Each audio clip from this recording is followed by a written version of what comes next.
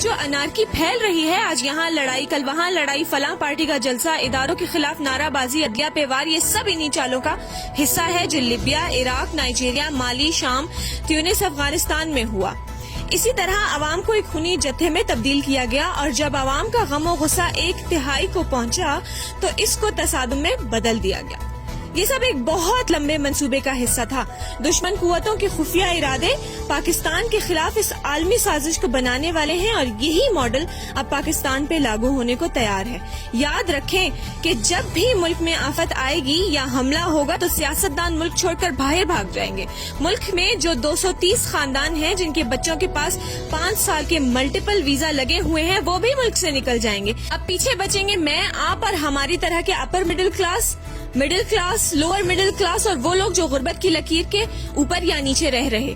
ہمیں فساد کا سامنا کرنا پڑے گا، خون ریزی ہوگی، ڈاکے پڑیں گے، عزتیں لوٹیں گی، خوراک کی کمی ہوگی۔ اب ہم نے کیا کرنا ہے؟ سب سے پہلے تو کسی بھی قسم کی انتشار کی پوسٹ نہ پھیلائیں۔ یاد رکھیں میڈیا اس 5th جنریشن وار کا سب سے اہم ہتھیار ہے، اس لیے کسی بھی خبر پر اندھا دھند یقین نہ کریں، نہ ہی آگے شیئر کریں۔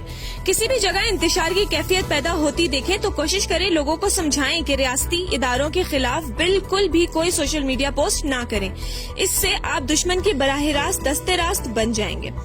ہمیں اپنی سیکیورٹی اداروں پر تنقید کرنے سے گریز کرنا چاہیے، اور ان کا مورل ڈاؤن کرنے والا کوئی کام نہیں کرنا چاہیے، کیونکہ یہی ہماری سلامتی کی ضمانت ہے۔